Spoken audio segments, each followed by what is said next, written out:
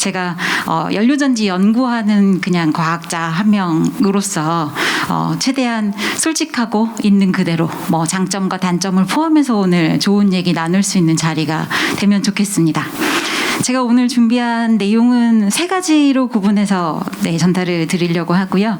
먼저 연료전지와 수소사회, 조금 이제 거창한데 수소사회의 수소를 활용하는 가장 중요한 기기를 저는 연료전지라고 생각합니다. 그래서 연료전지가 수소사회를 좀 이끄는 느낌, 그리고 또 의도치 않게 기술적으로도 좀 그 발전이나 보급 속도가 지금 가장 빠른 게 연료전지인데, 그래서 이 관계들 먼저 간단하게 얘기해보고, 그럼 우리는 연료전지를 조금 더 향상되게, 조금 더 좋게 만들기 위해서 무슨 기술을 지금 연구 개발을 하고 있고 해야만 하는지에 대해서 또 두 번째 토픽에서 논의를 해보고, 마지막으로는 사실 저희 연료전지 연구실이 한 10여 년 전에 우리 팀원들끼리 비전 구축회를 한번 해보자. 우리가 미래 에너지원이 연료전지가 될 것 같은데 우리가 어떻게 연구 개발을 해야지 우리 사회에 또 우리 나라에 좀 도움이 될 수 있을지. 그랬을 때 잡은 캐치프레이즈가 연료전지 사는 세상이에요. 이 얘기를 들으시면 어떤 느낌이 드세요? 연료전지가 옆에 살고 있는 것 같은, 그리고 연료전지를 돈 주고 사기도 하고 팔기도 하고 본격적인 상용화에 도움되는 기술 개발을 해보자, 이런 목표를 가지고 있는 연구소라고 생각하시면 좋을 것 같습니다. 그래서 실제로 이제 뭐 저희가 노력해서 된 건 아닌데 이제 전 세계적으로 수소에 대한 그 관심도 높아지고 기술 개발 속도 빨라지면서 지금은 정말 미미하지만 초기 상용화가 열렸다, 초기 시장이 열렸다, 이렇게 판단을 하고 있습니다. 그래서 그 초기 시장에 투입되어 있는 연료전지 사는 세상의 모습이 어떤지, 그 부분을 마지막으로 소개를 드리려고 합니다. 먼저 연료전지와 수소사회인데요. 요거 영상 한번 체크해 주시죠. 요거 보고 다시 말씀 나누도록 하겠습니다. 수소 우주의 75%.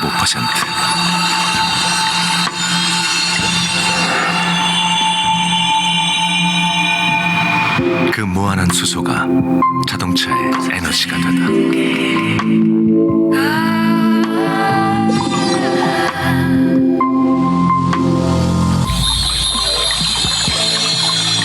수소 에너지가 가장 진보된 친환경 자동차를 달리게 하고,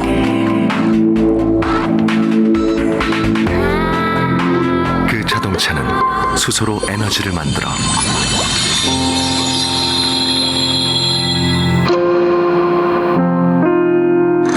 움직이는 에너지원이 된다.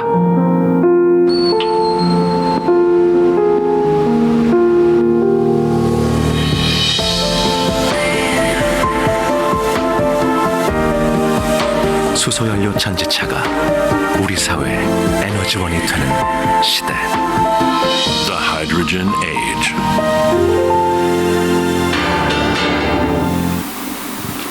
네. 짧지만 되게 임팩트 있는 영상이라 제가 되게 좋아하는 영상인데, 제가 만든 건 아니고 방금 보셨듯이 현대자동차가 이제 광고 영상으로 만든 내용입니다. 이게 이제 2013년도에 우리나라 현대자동차가 연료전지를 양산해서 판매하는 세계 최초로 양산해서 수소차를 판매하기 시작한 회사고, 그러면서 만들고, 당시에는 제 기억으로 그 KBS 메인 뉴스 전후에 이제 그 TV에서 직접 광고도 했었던 영상입니다. 이 영상이 상당히 이제 중요한 메시지들을 이렇게 탁탁 제대로 잘 짚고 있는데, 처음에 수소가 우주의 몇 %라고 했던 거 기억나시나요? 75%. 네. 이게 이제 기존에 저희가 화석 에너지 기반으로 에너지를 쓰고 왔었던 거에 차별점을 둬서 이제 그 매장량이 없어지고 고갈에 염려가 없는 무한한 에너지원이다. 뭐 그런 메시지를 담고 있는 첫 번째. 그리고 이 영상이 그 친환경 연료전지 자동차를 얘기를 하면서 진행이 되는 곳이 도시가 아니고 숲속이죠. 그래서 분산 전원에 대한 개념도 담고 있습니다. 이렇게 기존의 그리드가 공급돼 있지 않은 오지나 외지 등등에서도 직접 자기가 자가 발전을 하고 그 발전된 에너지를 사용할 수 있다는 개념. 그리고 마지막으로 자동차가 그간에 하지 않았었던 기능이 이제 영상의 마지막에 하나 나오는데, 자동차는 그냥 사람과 물건을 수송하는 기능이 메인 역할이었죠. 근데 이제 수소 사회가 오면 연료전지 자동차를 가지고 있는 그 자동차 주인들은 내 집에 내가 쓰고 필요한 전기와 열에너지를 연료전지로부터 직접 얻을 수 있는 자가 발전이 실현될 수 있다. 뭐 그런 메시지까지 담고 있습니다. 실제로는 기술적으로는 이 자가 발전이 사실 어려운 점이나 뭐 난이도가 있다거나 하는 점이 전혀 없고요. 이제 사회적인 인프라가 확보가 되고 또 제도적인 기반이 마련이 된다면 충분히 가능한 일로 그렇게 생각하고 있습니다. 그래서 지구를 지킬 궁극의 에너지 수소, 이렇게 타이틀을 한번 잡아봤는데, 여기 계신 여러분들은 수소가 앞으로 지구를 지킬 궁극의 에너지인 것 같은 생각이 드시나요? 네, 감사합니다. 네, 그렇게 크게 대답을 해주셔서 힘이 나네요. 사실은 이제 일반인들과 이제 여기 계신 과학기술계 관련자분들 뭐 이렇게 여러분들이 계시는데, 인식이 아직까지 그렇게 높지는 않아요. 아, 이게 수소의 사회가 에너지를 지배하겠구나, 뭐 이런 느낌을 가지고 있는 분들이 그렇게 많지는 않아요. 저변이 아직 넓지는 않는 것 같습니다. 그래서 오늘 이렇게 작지만 저희끼리 이렇게 공유를 하는 자리에서 그 수소가 왜 이제 미래에는 에너지 패러다임을 지배하는 에너지가 될지, 네, 그런 부분에 대한 얘기를 좀 더 나눠봤으면 좋겠습니다. 그래서 여기 나와 있는 것처럼 친환경성, 운영 안정성, 공간 효율성, 연비 효율성, 분산 발전, 이런 다양한 특징들 때문에, 그리고 아까 영상에서 본 것처럼 무궁무진한 무한한 자원이기 때문에 미래의 다음 에너지 패러다임을 수소가 지배하지 않을까, 뭐 그런 기대들을 하고 있는 것입니다. 이게 이제 현대자동차 그룹에서 만든 그 그림인데, 연료전지가 이끄는 미래 사회에 대한 모습, 상상도라고 보시면 되고요. 지금 사람들이 이제 생명체, 사람을 포함해서 모든 생명체가 살기 위해 가장 중요한 거 하나를 꼽아라. 그러면 여기는 에너지기술연구원이니까 뭐 많겠지만 저희는 에너지라고 생각합니다. 그 에너지가 사실은 살기 위한 에너지는 사실 되게 미미해요. 그 생명체가 삶을 유지하기 위해서 필요한 에너지는 아주 작은데, 근데 독특하게 인류만 자기가 사는데 필요한 에너지보다 자기 삶을 더 윤택하게 하고 더 재미있게 하고 더 편리하게 하는데 더 많은 에너지를 쓰죠. 엄청 많은 에너지를 쓰죠. 그런데 그 에너지를 쓰면서 부작용이 없었으면 되는데, 이제 산업혁명 이후에 저희가 화석 에너지 기반의 에너지를 사용하다 보니 쓰면 쓸수록 온실가스 배출량이 점점 많아지고 환경 오염이 유발되고 기후 변화가 발생하고 이런 문제들이 이제 부수적으로 생기게 된 거죠. 그래서 그림에서 보시는 것처럼 육상에는 뭐 물건을 옮기고 사람을 옮기는 자동차, 버스, 뭐 트램이나 이런 부분들이 다니고, 또 물에는 선박, 배, 보트 이런 것들이 다니고, 또 하늘에는 무인기들, 또 사람이 타고 다니는 뭐 에어택시나 유인기들 이런 부분들이 다니고, 또 그 강 건너편에는 가정, 건물 등등해서 전기, 열에너지 이렇게 많은 에너지를, 진짜 어마어마하게 많은 에너지를 소비하고 있는 독특한 객체가 우리 사람들인 거죠. 그래서 그렇게 되는 과정에 이제는 우리가 환경을 침해하지 않고 친환경적인 에너지를 사용하는 것이 얼마나 중요한지 다 같이 인식을 해야 되겠다. 그리고 지금 우리가 가려고 하는 그 수소로의 수소 사회가 바로 그 친환경 에너지를 에너지원을 찾는, 그걸 이제 우리 사회로 끌고 들어오는 그런 길이다. 이렇게 생각을 하고 있습니다. 연료전지는 응용처가 다양한 편이에요. 이제 아까 보셨던 그 모빌리티 쪽, 뭐 이동수단들 다에 적용이 가능하고, 또 전기를 생산하는 목표로 지은 시설물 발전소에도 당연히 이용이 가능하고, 또 건물의 전기와 열에너지를 복합적으로 사용하는 건물에도 또 자가 발전이 가능한, 네, 그런 활용도가 있고요. 각각에는 뭐 지금 일단 여러분들이 이제 수소를 이용한 모빌리티 하면 아마 수소차, 넥소, 뭐 미라이 이런 거 생각나실 텐데, 넥소가 벌써 우리나라에 보급된 양이 2만 대가 좀 넘었어요.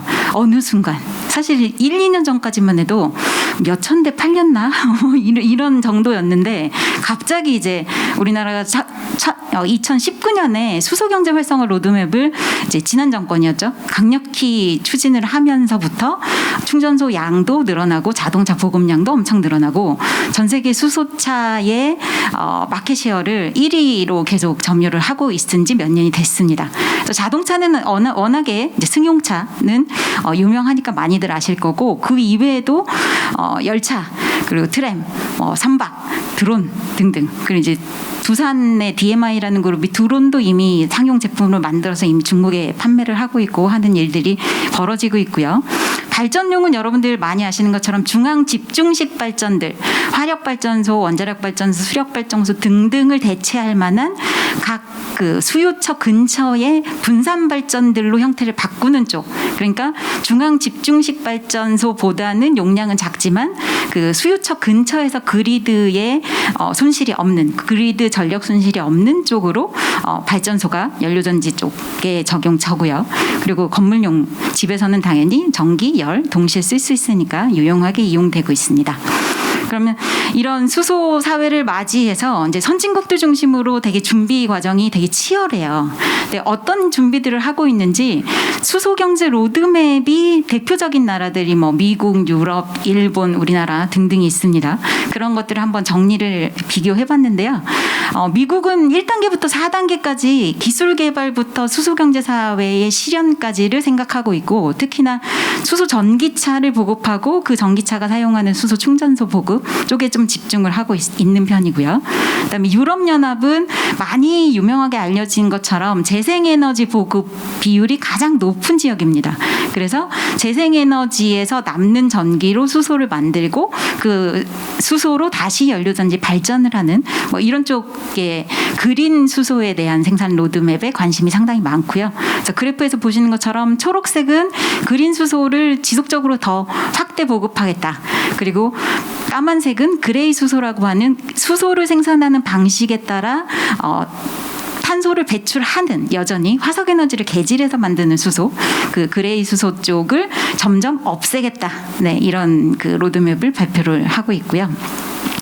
이웃나라 일본은 사실 연료전지 기술 수준으로 보면 전 세계적으로 가장 기술 수준이 높은 나라다라고 얘기해도 사실 좀 과언이 아닐 정도입니다. 약간 배 아프기도 하고 샘나기도 하는데 기술적인 수준으로는 700와트짜리 정말 소용량인데 주택용 연료전지를 이미 40만 대에서 50만 대 보급을 끝낸 나라고요. 거기는 이제 초기 상용화를 넘어서고 이제 그 정확한 부흥의 시점이 후쿠시마 원전 사고 때문에 각 가정에서 블랙아웃에 의해서 엄청난 불편을 겪으면서 우리 집에서 필요한 전기는 내가 만들고 싶다. 이런 요구사항이 되게 올라가고 이제 시장이 확 커졌던 그런 상황이고 현대자동차의 지금 마켓시어가 조금씩 밀리고는 있으나 이제 두 번째 그 수소차를 생산하는 나라가 일본의 도요다죠.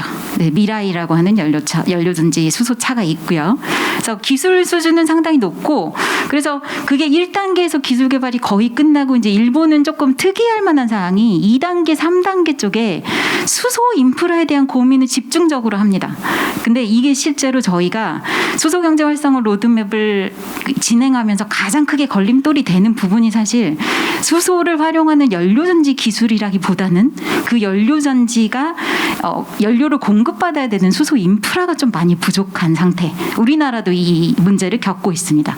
그래서 2단계의 수소 대규모 공급 시스템을 확립하고 30년까지 그리고 40년까지 CO2 프리한 순수 그린 수소나 블루 수소 뭐 등등의 CO2 프리한 탄소 중립에 도움이 되는 수소 공급 시스템을 확립하겠다. 이런 그 로드맵을 상당히 구체적으로 확립을 하고 있는 대표적인 나라가 일본이고요. 그리고 우리나라는 수소경제 활성화 로드맵 2019년도에 발표하고 지금 엄청나게 빠른 속도로 보급이 진행이 되고 있어요. 실제로. 그래서 보시는 것처럼 2040년에 620만 대 수소차를 보급하겠다. 그 내수뿐만 아니고 수출. 사실 현대자동차의 넥소 수소차가 거의 절반의 분량은 수출 물량이라고 보셔야 됩니다. 네, 그리고 당연히 수소 충전소도 많아야 될 거고 수소 공급의 연간 양도 중요하지만 가격도 중요하다. 그래서 지금 현재 넥소를 소유하고 계신 분이 이제 우리나라에 한 2만 명 정도가 계실 것 같은데, 근데 그분들이 이용하는 수소 단가는 킬로그램당 얼마 정도 할까요? 킬로그램당. 그리고 1kg이 달릴 수 있는 주행 거리는 대략 100km다 정도 생각하시면 됩니다. 넥소가 대략 한 6점 얼마 킬로그램을 완충을 하면 수소를 가지고 있는데 그걸로 600km 정도를 주행을 하거든요. 그래서 1kg이 100km를 주행하는 정도의 연료 양이다 생각하시면 되고, 1kg의 수소가 지금 한 8,500원 조금 안 하는 그 8,000원 선에서 지금 가격이 형성돼 있습니다. 근데 이거를 이제 3,000원 이하로 낮추겠다는 목표를 가지고 있는 거죠. 그래서 이 목표는 사실 이제 생산 단가만으로는 벌써 3,000원 정도로 생산을 하고 있는데 거기에 이제 이득도 붙여야 되고 세금도 붙여야 되고 뭐 여러 가지가 올라가서 이제 지금 한 8,000원 선에 거래가 되고 있는, 그래서 그걸 조금 더 획기적으로 낮추겠다는 목표를 가지고 있고요. 그다음에 수소에너지의 특징이 생산 소비도 유연하고 대규모 에너지 저장 운반에도 효과적이고, 그다음에 90%까지 높은 에너지 효율을 가지고 있고 친환경성, 물 이외에는 생산되는 게 아무것도 없고 이런 장점들이 있고, 그래서 우리나라 입장에서 가장 중요한 중요성이 에너지 안보 확보가 가능하다. 지금까지 이제 일본도 마찬가지고 우리나라도 마찬가지고 석유나 가스에 대한 해외 의존도가 정말 높은 나라였거든요. 그런데 수소 에너지 사회가 도래하면 수소에 대한 건 자립을 할 수 있을 것 같다. 왜냐하면 모든 나라가 평등하니까. 사실은 수소를 생산하는 기술 개발만 안정적이고 투자만 잘 된다면 모든 나라들이 이제 땅에 매장되어 있는 화석 에너지에 의존하지 않고 평등할 수 있죠. 네, 근데 여전히 자본의 차이나 기술의 차이는 또 나게 돼 있지만, 그리고 친환경성이기 때문에 탄소 배출 저감, 그 탄소 중립 뭐 이런 목표성에 부합하는 정도도 상당히 높고요. 또 우리나라뿐만 아니고 전 세계가 지금 경기 침체로 가고 있는데 새로 뭔가 돌파할 만한 산업, 새로 경기를 부흥할 만한 산업이 필요한데 그거를 이제 수소 연관 산업으로 보고 있습니다. 그러면 연료전지는 어떻게 전기를 만들까요? 이게 아주 개략적인 내용만 소개를 드리는 건데, 일단은 지금 대부분 회색으로 되어 있는 화석 에너지를 기반으로 연료 변환기를 통해서 수소를 만들고 그 수소로 연료전지가 발전을 하게 돼 있습니다. 그런데 저 밑에 이제 순수한 100% 수소를 직접 만들면 연료 변환기를 빼고 발전기라고 돼 있는 스택으로, 연료전지 스택으로 직접 공급을 하고 전기와 열에너지를 내게 되는 거죠. 이렇게 해야지만 100% 친환경이 됩니다.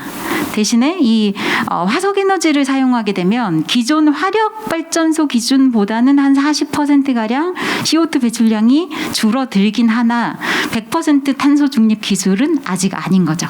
그래서 이제 이런 부분 때문에 신문지상에 연료전지가 100% 친환경이라 하는데 그게 다 새빨간 거짓말이다 이런 공격들을 당하고, 국회 국정감사에서도 이런 그 얘기들이 나오고 하는데, 이게 이제 기술적으로는 사실은 저렇게 왜 화석 에너지를 기반으로 수소를 만들고 있냐면 이거 가격 때문이거든요. 지금 현재 기준으로는 화석 에너지를 기준으로 만드는 수소 단가가 수전의 그린 수소나 아니면 화석 에너지에서 나온 그 CO2를 제거하는 블루 수소나 이런 거보다 생산 단가가 훨씬 쌉니다. 그래서 쓰고 있는 거고, 하지만 언젠가는 매장이 될 거고 언젠가는 사용할 수 없는 상태가 될 거기 때문에 화석 에너지는 궁극적으로는 순수 수소를 연료 기반으로 가야 된다고 생각을 하고 있는 거죠. 그래서 이제 연료전지에 대해서 간단하게 좀 이해를 드렸는데, 연료전지와 배터리는 이용 안 해보신 분들이 없으실 거예요. 휴대폰에 24시간 내 몸처럼 가지고 다니시잖아요. 네. 그런데 휴대폰이 배터리와 연료전지가 사실 되게 구조상 엄청 비슷해요. 중간에 전해질 층이 있고 오른쪽 왼쪽에 에노드, 캐소드, 전극이 있어요. 그래서 양극, 음극 이렇게. 그래서 음극에서 만들어진 음이온이 전해질을 통해서 넘어가고 그 그 양이온에서 그 음이온을 받아서 다시 화학 반응을 하고 뭐 이런 식의 그 구조나 전기 화학 반응의 원리들이 상당히 유사한데 사실 근본적인 차이점이 있습니다. 연료 전지와 2차 전지 배터리에는 뭐일까요? 그 궁극적인 차이점이. 여러분들 가지고 계시는 휴대폰 안에서 전기가 직접 만들어지나요? 휴대폰의 배터리 안에서? 죄송합니다. 네. 안 만들어지죠? 그거 누군가 만든 전기를 내가 그냥 저장을 하고 있다가 필요할 때 내주는 역할을 하는 저장 장치입니다. 배터리는. 근데 연료전지는 제가 설명드렸듯이 수소라는 연료를 소모하면서 전기라는 에너지와 열이라는 에너지를 동시에 생산하는 발전 장치입니다. 네. 그게 이제 궁극적인 차이점이고요. 그러면 연료전지에서 생산한 전기도 배터리에 저장했다 쓸 수 있는 거죠. 네, 그건 누가 생산한 전기도 다 그렇게 연결될 수 있는 거죠. 그래서 실제로 상당히 많은 시스템에 배터리가 보조 전원으로 조금씩 이용이 됩니다. 네, 그 배터리의 장점들을 같이 하이브리드 시키기 위해서. 그리고 이제 내연기관이 세 번째 나와 있는데 연료전지와 내연기관은 에너지 변환 단계의 차이 그리고 효율의 차이 정도로 이해하시면 좋을 것 같습니다. 배터리는 연료전지는 한 단계로 바로 전기로 가요. 이 연료전지 발전 원리상. 그래서 수소에 담겨져 있던 화학 에너지가 전기 에너지로 한 방에 한 단계로 변환이 되고, 그다음에 내연기관에서는 그걸 연소를 하고 그다음에 그 부피를 증가시키고 피스톤을 운동시켜서 기계 에너지로 가고 또 그걸 터빈을 돌려서 전기 에너지를 만들고 이런 다양한 단계들을 거치다 보니까 손실들이 많아지고 에너지 변환 효율이 좀 낮은 편입니다. 뭐 30%에서 많이 높아야 40%. 여기서 이제 연료전지 효율을 잠깐 말씀드리면 전기 효율이 대략 40%에서 60%, 나머지 90%까지 종합 비율을 쓸 수 있으니까 나머지 포션이 열 효율 그리고 10% 정도 손실이 발생된다고 보시면 됩니다. 그럼 이번에는 연료전지와 화력발전에 대한 비교를 좀 해볼까요? 화력발전 대표적인 거 석탄 발전이랑 LNG 복합발전을 지금 비교 자료로 가지고 와봤고요. 연료전지랑 비교했을 때 용량이 메가와트급으로 상당히 작은 수준이 연료전지가 더 적합하고요. 그래서 분산발전에 더 적합하고, 그다음에 건설이나 입지 측면에서는 수개월 이내에 건설할 수 있고 또 도심 내에 작은 공간에도 건설할 수 있습니다. 뭐 원래 캐파가 작으니까 그런 부분이 유용하겠죠. 그리고 효율성 측면에서는 전기 효율이 최대 60%까지 LNG 복합발전하고 거의 비슷하나 LNG 복합발전은 열 에너지를 추가로 생산하지 않아서 연료전지는 열 에너지를 생산하기 때문에 최대 전체 효율이 90%까지 이렇게 고효율 에너지 변환 장치고, 송배전 손실이 당연히 분산 전원인 연료전지는 거의 없다고 봐야 되고 기존 중앙 집중식 발전 장치에서는 3.6% 정도 존재를 하는 거죠.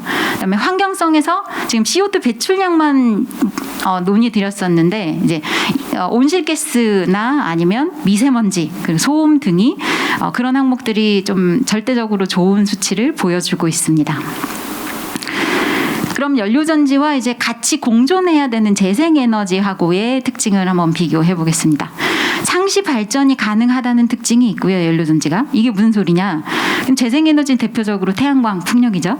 태양광, 풍력은 상시 발전이 안 되냐? 좀 안 되죠.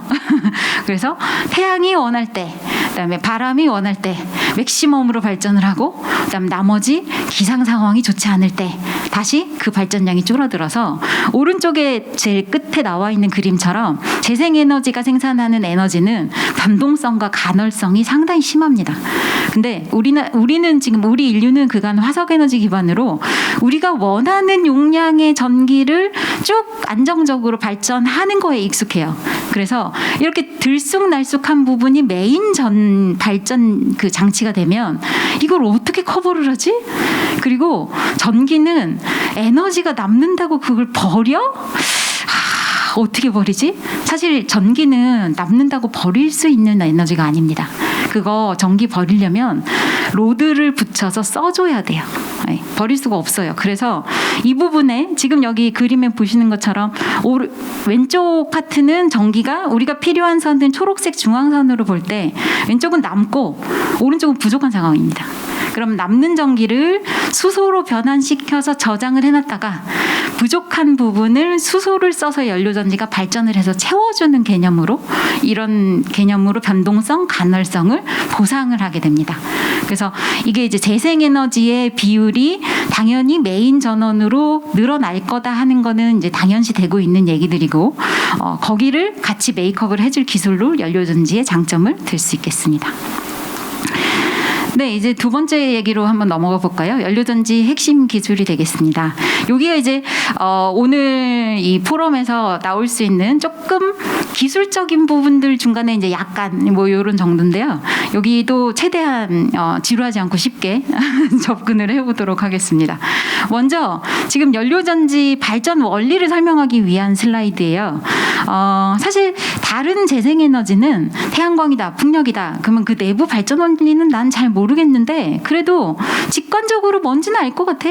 태양광이 주는 에너지가 있잖아. 바람이 뭐 이렇게 바람개비를 돌리면 뭔가 전기가 나올 것 같잖아. 이런 느낌이라도 있는데 수소 연료전지는 도대체 수소를 가지고 전기를 뭘 어떻게 만들겠다는 거야.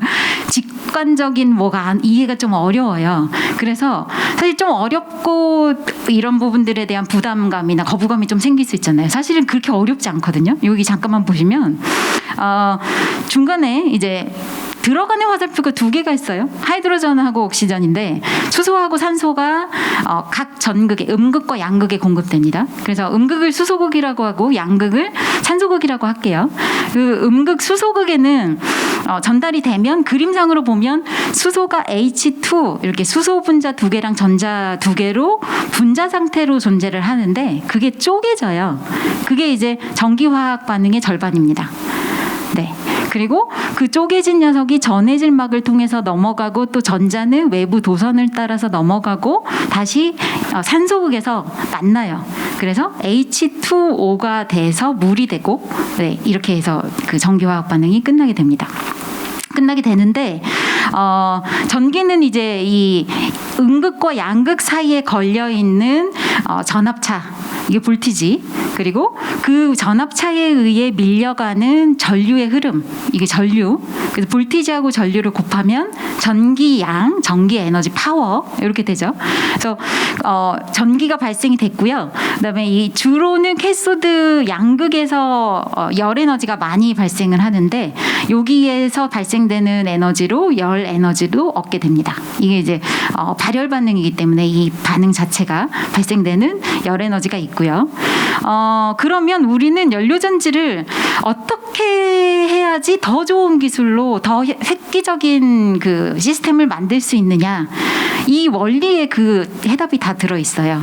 보시면 외부에서 수소가 공급되고 산소가 공급될 때 이제 디퓨전이라는 확산 효과가 일어나고 그 확산을 결정짓는 단계가 저 채널이 결정되어 있는 분리판 또 저 라인으로 표현이 되어 있는 전극 그쪽의 구조예요. 그래서 그 구조가 수소랑 산소가 전극의 내부까지 잘 전달될 수 있도록 만드는 그 확산 기술이 되게 중요하고요. 그리고 전극에 도달한 다음에 반응이 잘 일어나야 되는 반응 속도가 활발해야 되는데 그걸 좌우하는 물질이 바로 촉매입니다.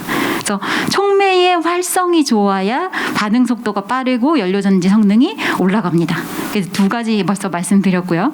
그리고 마지막에 키포인트는 이 분해가 된 프로톤 H+가 전해질 막을 통해서 이동을 하면서 걸리는 저항을 저희가 저항 손실이라고 하는데 그 저항 때문에 생기는 손실을 그 저항 손실이 또 낮아야 됩니다. 그러려면 이 전해질 막이 음이온에 대한 전도도가 상당히 높은 물질이거나 아니면 엄청 얇아서 그 지나가는 패스의 길이가 정말 짧거나 네, 이런 정도가 나와야 되는 거죠. 그래서 이렇게 세 가지를 궁극적으로 업그레이드를 시키는 게 저희처럼 연료전지를 연구하는 사람들이 늘상 고민하고 하고 싶은 일들, 연구하고 있는 일들이라고 이해하시면 될 것 같습니다. 그래서 방금 설명한 내용은 조금만 정리해보면 이론적으로는 저 첫 번째 왼쪽 박스처럼 단위전지 한 장당 한 1.25V 정도의 전압을 낼 수 있습니다. 하지만 실제로는 요 아래에 있는 것처럼 커런트 덴시티 용량을 연료전지 사용 용량을 늘리면 그 이론적인 볼티지가 현실적인 실제적인 볼티지로 계속 떨어져요. 뭐 때문에? 손실 때문에. 아까 제가 설명드렸던 세 가지 포인트에서 손실이 발생하기 때문에요. 그래서 첫 번째, 촉매가 활성이 좋아야 되고, 그리고 그 촉매층으로 들어오는 확산에 용이한 설계가 있어야 되고, 구조가 있어야 되고, 그리고 프로톤이 음극에서 양극으로 넘어갈 때의 그 손실이 적어야 되고, 요 세 포인트를 기억하시면 좋을 것 같습니다. 그래서 먼저 소개시켜드릴 기술은 이제 전해질인데 그 가장 중간에 있었던 아까 음극에서 만들어진 수소가 수소 이온이 양극으로 넘어가는 그런 쪽에서 발생하는 저항 손실 쪽 얘기를 말씀드리면 이게 이제 원리 자체가 고분자 전해질 막에 친수성 블럭이 들어 있고 이게 술폰상기처럼 거기에 매달려 있는 붙어 있는 물하고 수소 프로톤이 H+가 결합해서 H3O2에 있는 상태로 넘어가요. 그러면서 그 친수성 블록이 하는 역할이 물을 많이 킵하고 있을수록 수소 이온이 더 잘 넘어가게 해주는 역할을 하는 거죠. 그래서 오른쪽에 우측에 보시면 술폰상기의 그 부분 밀도를 증가하는 고친수성 블럭을 좀 이렇게 응집시켜서 굵게 만들어주고요. 프로톤을 잡아서 넘겨주는 역할을 하는 거를 좀 더 튼튼하게 만들어주고, 그다음에 그거를 더 여러 개를 붙일 수 있는 가지를 만들어주고, 이렇게 물질 자체가 프로톤에 대한 전도도가 높게 갈 수 있도록 새로운 물질을 개발하는 쪽, 그런 일을 하고 있고요. 또 아까 말씀드린 대로 전해질막의 두께가 그 프로톤이 통과하면서 거치는 저항의 길이를 뜻하는 거니까 두께가 얇을수록 총 저항이 낮아지겠죠. 그래서 두께를 얇게 만들면서도 성능이 좋게 만들게 그렇게 가려는 요 포어 필링 멤브레인이라고, 일단 포러스한 서브스트레이트 기재, 이건 전해질은 아닌데 어떤 고분자 막에 구멍이 뚫려 있는 틀을 가지고, 그다음에 이제 핑크색 전해질을 다 이렇게 꼭꼭 꽂아 넣어서 쓰면 저 틀이 기계적인 강도를 유지해주면서 막이 얇아도 찢어지거나 헤어지거나 하는 부분들을 없애주는, 그래서 얇은 막을 만들 수 있게 가주는 부분이고요.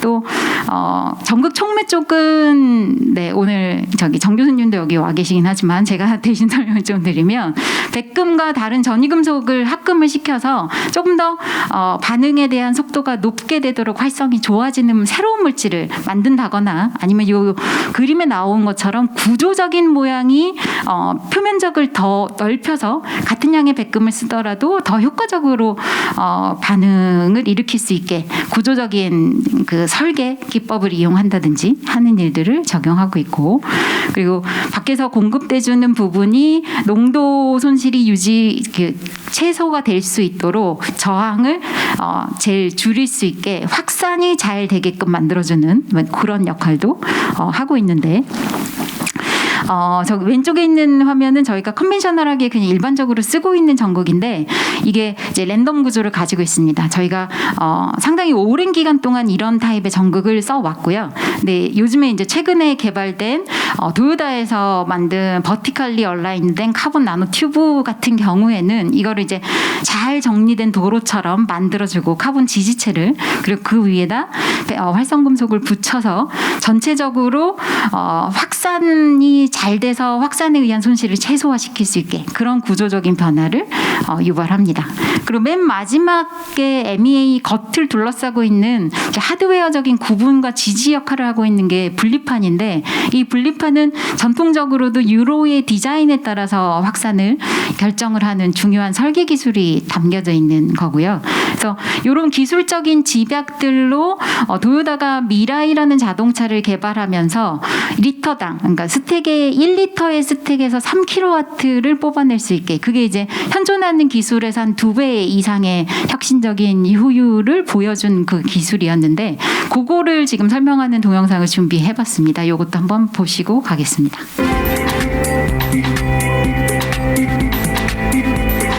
Compare Compared with conventional fuel cell stacks, Toyota's new fuel cell stack features a catalyst with even higher reactivity 전해진 막 and a thinner 두께를 상당히 많이 electrolyte membrane, 줄였죠. bringing improved proton conductivity. The diffusion layer is also thinner and less dense, leading to enhanced diffusion. With these developments, 디퓨전에 더 electrode 도움이 reaction 되도록 was 조금 더 improved 덴스하지 않고 significantly. 헐렁한 타입의 설계를 가져갔고요. The new fuel cell stack utilizes the world's first 3D fine mesh flow field, which contributes to improved 그리고 이제 electricity 3D 파인 generation 메쉬라고 하는 performance. 분리판 디자인을 아까 전통적인 그 유로 타입에서 구멍이 이렇게 숭숭 뚫린 판으로 교체하면서 연료전지 반응에서 With 생기는 conventional 물을 straight channel, some of the 효과적으로 정리할 generated 수 water 있게 can 도와주고 accumulate easily within the cells, inhibiting electricity generation. The 3D fine mesh flow field provides an even supply of air onto the surface of the cells, while smoothly expelling the water resulting from electricity generation, thereby preventing water accumulation. The development of high-performance electrodes and the 3D fine mesh flow field has led to world-class electricity generation performance. The Mirai is not only remarkably environment-friendly thanks to its revolutionary fuel cell technology, it is also user-friendly and fun to drive.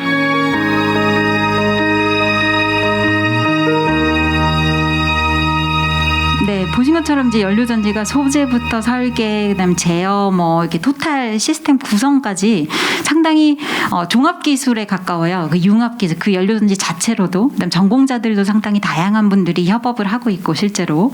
그래서 이게 이제 미라이가 얘기했던 리터당 3.1kW가 나오는 그 혁신적인 스택의 이제 결과물이고요. 이제 새로 개발된 스택이 최대 전력이 114kW까지 27% 증가하고 또 그에 따라서 스택의 부피가 24% 감소, 무게가 39% 감소했다. 뭐 이런 혁신적인 결과들을 보여주고 있습니다. 마지막 이제 주제가 왔네요. 연료전지 사는 세상인데 요즘 우리가 연료전지를 주변에서 보기가 쉽나요? 좀 보세요. 연료전지가 들어간 시스템들 보신 적 있으세요? 저는 제가 연료전지를 해서 그런지 넥소가 그렇게 잘 보여요. 그게 제일 쉬운 것 같아요. 주변에서 보기가. 그러니까 뭔가 넥소가 지나고 넥소다 이렇게 되게 잘 보이는데 대전 지역에도 넥소가 간혹 보이더라고요. 같이 운전을 해서 가다 보면 네.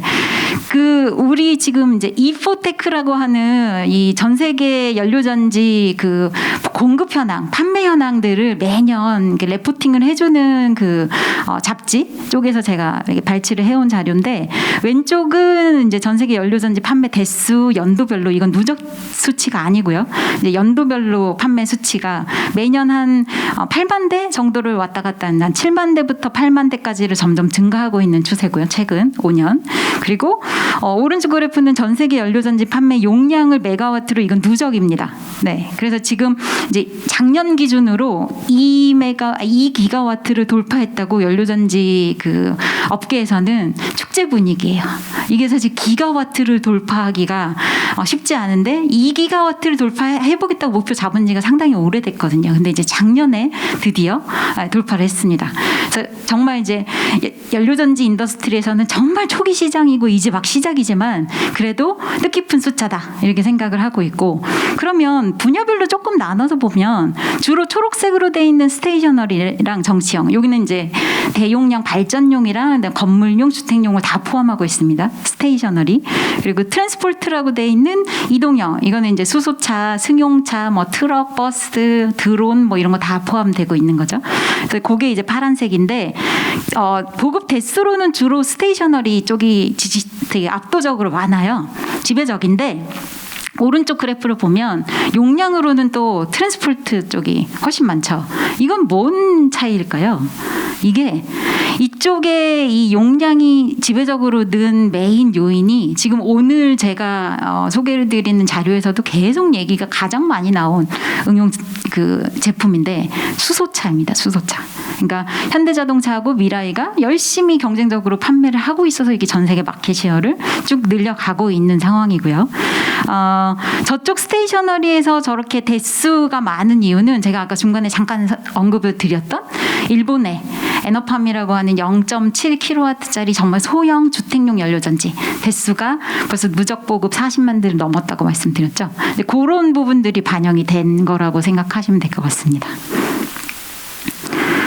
그래서 현대 넥소라는 연료전지 자동차와 수소차와 도요타의 미라이라는 수소차에 대한 비교를 좀 해보기 위해서 준비한 자료인데요.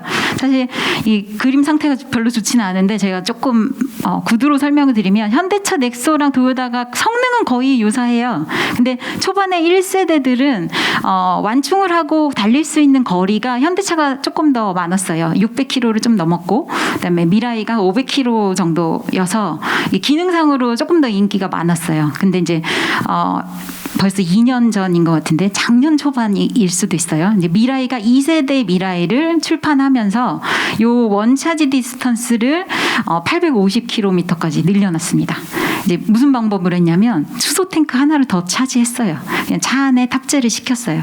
그러니까 한 번 충전을 하면서 넣을 수 있는 수소량을 늘려서 그 시스템에 대한 성능을 업그레이드한 내용인 거죠. 그래서 그러면서 사실 현대자동차가 마켓 셰어를 조금 뺏겼었어요. 미라이 2세대에 이렇게 흔들흔들했었는데 지금 이게 최근에 제가 찾은 자료인데 올해의 초반 그 상반기까지를 포함하고 있는데 여전히 점유율이 2021년, 22년 현대자동차가 도요타를 좀 앞서고 있는 모습을 보실 수가 있습니다. 그럼 또 궁금한 부분이 있죠. 수소차하고 전기차. 그래서 수소차와 전기차는 장단점이 뭐고 어떻게 되고 있을까? 이런 부분을 좀 정리한 자료인데요. 오염물질은 뭐 둘 다 미배출하는 거고 대신에 수소차는 직접 발전을 하고 부수적으로 생긴 물이 배출이 되고 또 발전을 하는 과정에 공기 중에 산소를 대량 쓰기 때문에 미세먼지를 포함한 더러운 공기를 스택으로 걸러주는 뭐 그런 역할을 하고 있기 때문에 미세먼지 정화 기능을 조금 얘기할 수 있습니다. 그리고 주행 거리가 전기차가 맥시멈 400km 정도라면 테슬라 모터스 쪽이 처음에 이제 400km까지 원차지 디스턴스를 확보할 수 있다 해서 되게 크게 시장을 키웠던 부분이고요. 연료전지는 지금 600km라 돼 있지만 미라이 2세대는 이제 850km까지 거의 개솔린 이제 그 승용차하고 밀리지 않는 성능을 이미 확보를 한 상태고요. 충전 시간이 상당히 많이 다른데 그냥 수소차는 수소를 충전하는 시간이 그냥 주유소에서 우리가 오일 충전하는 시간이랑 비슷하다, 대동소이하다 이렇게 보면 되고 전기자동차는 급속 충전을 하더라도 20분에서 30분 정도. 그다음에 그냥 일반 충전을 하면 7시간 이상. 그래서 내가 자고 있는 동안에 충전을 하고 깨어 있는 동안에 쓰고 뭐 이런 컨셉으로 운영을 하게 되죠. 그리고 유지비는 전기차가 훨씬 싸죠. 우리나라 특히 전기 유틸리티 단가가 상당히 싼 나라라 가지고 압도적으로 쌉니다. 네, 그런 차이가 있고 그다음 수소 충전소도 많아야 되고 전기 충전소도 많아야 되죠. 이 자동차들을 원활히 쓰려면. 근데 충전소를 설치하는 데 들어가는 비용이 너무 많이 차이가 나죠. 수소 충전소는 한 대당 30억. 그다음 전기 충전소는 1억. 그래서 사실 전기 충전소는 우리나라 아파트에도 벌써 법적으로 뭐 몇 세대당 몇 개씩은 갖춰야 되고 뭐 이런 그 친환경 자동차의 보급 확대를 위해서 이미 법적으로 규제를 하고 있는 시장이라 충전소가 전기 충전소는 엄청 많아졌고 수소 충전소는 처음에 2019년에 그 수소경제 활성화 로드맵을 할 때 15대로 출발을 했는데 그게 3년여 만에 벌써 121대? 네, 상당히 많이 늘긴 늘었습니다. 목표량에는 좀 부족하긴 하지만 그리고 최대 출력, 가격도 전기차가 조금 더 싼 편이고요. 그래서 초기 시장 미래 친환경 자동차에 대한 초기 시장이 지금 전기차가 수소차보다는 조금 더 약진을 하고 있고요. 수소차는 전기차보다 조금 더 유리한 특징이 아까 충전을 하고 달리는 그 장거리 그런 부분이나 아니면 이제 출력 뭐 이런 부분에서 오랫동안 사용을 할 수 있는 대형 상용차 쪽으로의 차별화된 장점을 이제 다시 더 보고 있습니다. 그래서 버스나 트럭이나 그리고 우리나라에서도 뭐 서울시, 울산시, 그다음에 일본도 뭐 도쿄올림픽 기준으로 전기버스에 대한 보급량을 늘리고 있는 추세고요. 트럭도 현대차, 도요타, 다임러 이렇게 세 회사가 이미 이제 컨셉카 수준이나 이제 현대차가 가장 빠른 수준인데 양산차를 이제 내년에 출시를 할 계획이고 이미 스위스에 수출 계약을 맺은 상태고요. 가장 빠르고요. 대신에 이제 주행 거리 차이가 상당히 납니다. 왜냐하면 이제 빨리 양산을 해서 지금 현재 기술 수준으로 제품을 만들었기 때문에 400km 정도를 최대 주행 거리를 보고 있고 도요타는 600, 다임러는 1000. 이건 이제 목표치인 거죠. 아직까지 이제 제품이 나온 상태는 아니고 요 두 개 나라는 이제 그 국내에서 자국 내에서 시범 운전을 하고 있는 상태입니다. 그리고 저기 왼쪽에 있는 드론이 DMI에서 두산 DMI에서 이미 상용화 제품으로 출시가 돼 있는 제품이고 지게차 현대건설기계나 도요타에서 만든 지게차들도 상용화가 완성된 제품들입니다. 그리고 이제 그 밑에 있는 현대 로템이나 아니면 이거 그 선박용 연료전지는 이제 국내에서 실증을 하고 있는 단계, 이제 곧 상용화가 될 예정이다 이렇게 이해하시면 좋겠고요. 발전용 연료전지는 두산 퓨얼셀과 이제 SK건설이 지금 추진을 하고 있는 미국의 블룸에너지 이렇게 두 개가 요즘 메인이고요. PAFC 타입을 쓰고 있는 두산 퓨얼셀이 대산 수소연료전지 발전소에 50메가와트짜리 그리고 요게 최근에 이제 중국의 광동성에다가 수출을 하는데 성공을 한 일례가 있고요. 블룸에너지의 SFC 시스템은 한 20메가와트급 정도로 발전용 연료전지로 이렇게 구축이 된 사례가 있습니다. 그리고 이제 또 특이한 영역에서는 데이터 센터, 저희가 이제 IT 기기들이 사용하는 전기들은 지속적으로 2배, 4배 향상될 거를 예상하고 있고 다른 산업에서는 전기 사용량이 점점 줄 걸로 예상을 하고 있는데 데이터 센터에도 그간에 이제 보조 발전기로 디젤 발전기를 대부분 쓰고 있었거든요. 근데 거기에 이제 친환경 그 대안으로 연료전지를 이미 마이크로소프트사에서 2017년도에 이미 다임러하고 공동 제작을 한번 한 적이 있고 시제품을 그리고 실제 올해 8월에 적용을 한 경우가 있습니다.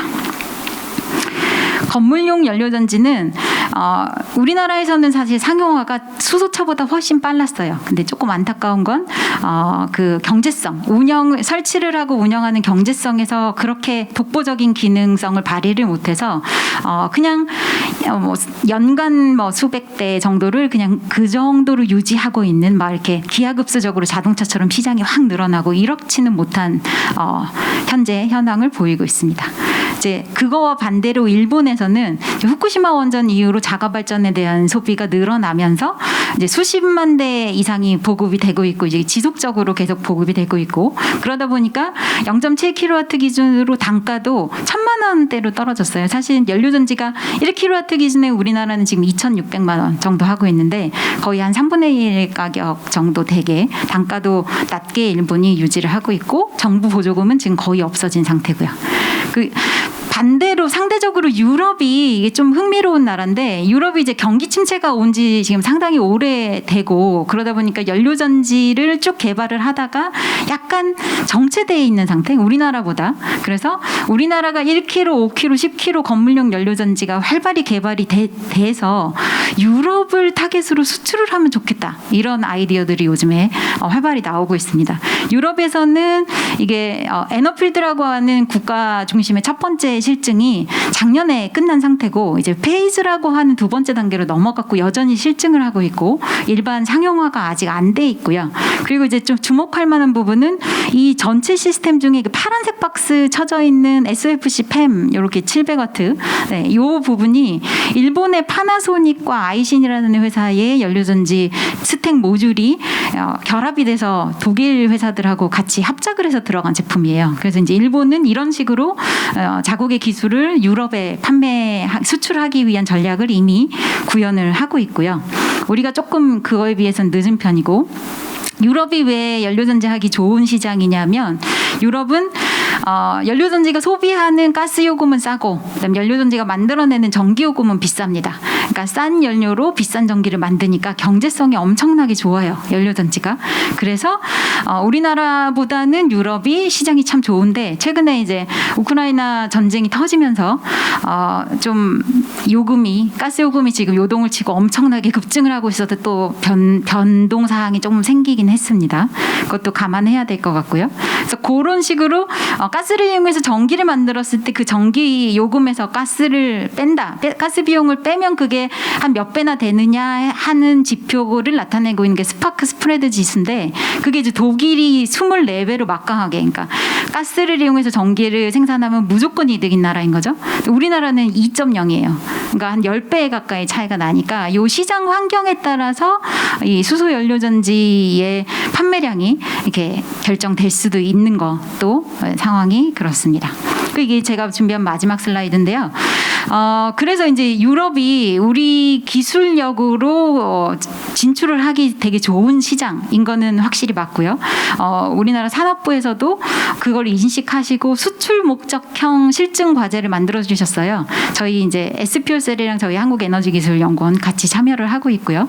그래서 최근에 유럽의 C 인증도 획득을 하셨습니다. 그래서 이제 목표로는 2024년도에 수출을 개시하는 걸 목표로 진행을 하고 있습니다.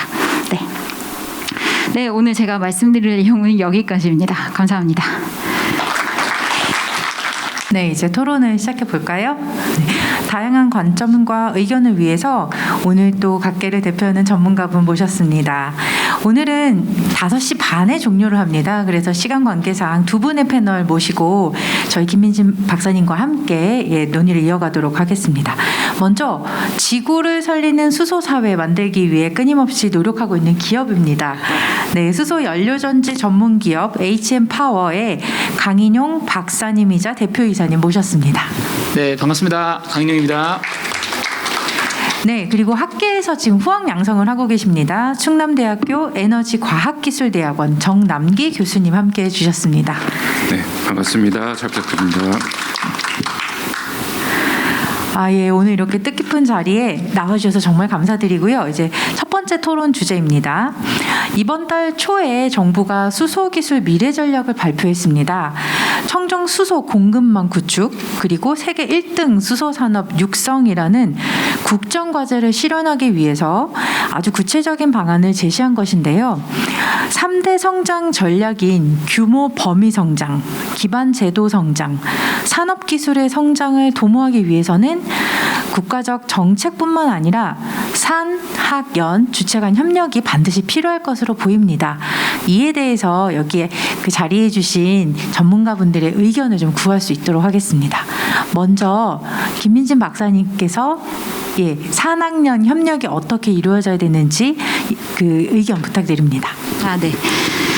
사실 산학연 협력은 올해 정부에서 발표한 그런 내용들하고 상관없이 지금 이제 연료전지 관련한 30년 이상 이미 우리나라에서 하고 있는데 그거를 이제 학계랑 연구계랑 산업계가 따로따로 한 적은 별로 없어요. 그래서 시작되는 지점부터 항상 협업을 잘 하고 있었는데 이제 요즘에 제가 아까 말씀드렸던 것처럼 상용화가 직접 열리다 보니까 조금 더 필요한 부분이 생기게 되더라고요. 이제 그게 바로 직접 필드에다 제품을 내놨을 때 생기는 문제점들에 대한 부분이 이제 연구를 하는 사람들한테 전달이 빨리빨리 돼야 그 연구의 방향성을 계속 우회를 해가면서 산업에 도움이 되는 기술을 개발할 수가 있는데 그런 부분들이 아직까지 소통, 네트워크 이런 부분이 조금 약한 것 같은 생각이 좀 있습니다. 그런 부분이 좀 강화됐으면 좋겠습니다.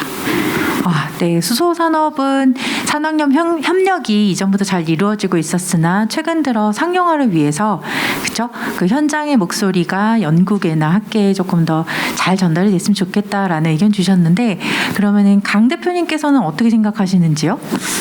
네, 그 산학연 연구들이 지금 활발하게 과거 한 30년 동안 진행되고 있었고 저희는 이제 기업을 운영하다 보니까 만약에 뭐 비교가 적절할지 모르겠지만 시장을 전장태로 보면 전쟁에 나가서 싸우면 앞에 제도나 규범 때문에 좀 막혀 있는 게 꽤 많습니다. 그리고 뒤에 지원을 받으려고 뒤를 좀 쳐다보면 인력이나 기술이나 이런 게 좀 모자란 부분이 많이 있었고 현재는 굉장히 많이 보충됐습니다. 보충이 되고는 있었는데 어쨌든 그런 전 후방에 이 기술과 관련된 것들이 다 정비가 돼야 되고 특히 전방과 관련돼서 일단 시장을 들어갈 때 기준이나 법규와 관련된 게 굉장히 중요하죠. 그래서 사실 산학연이 돼 있는데 여기 하나가 빠졌어요. 물론 격은 조금 다르지만 정부가 들어와야 돼요.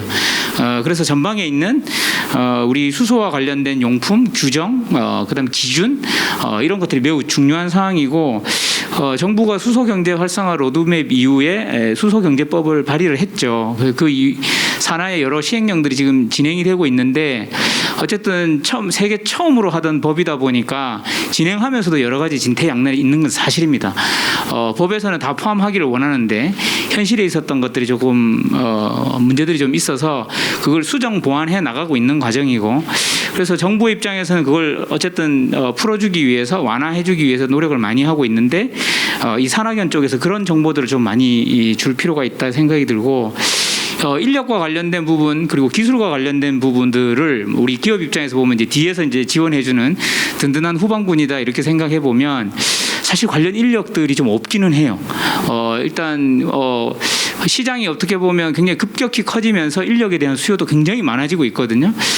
그런 분야에서 좀 인력들이 좀 많이 좀 배출될 수 있었으면 좋겠고 후방에서 개발된 기술들이 기업까지 전달되는 그런 아까 우리 김 박사님 소통이 조금 부재한 문제들에서 해결되면서 이런 것도 같이 전후하게 이렇게 커뮤니케이션이 좀 잘 됐으면 좋겠습니다. 예.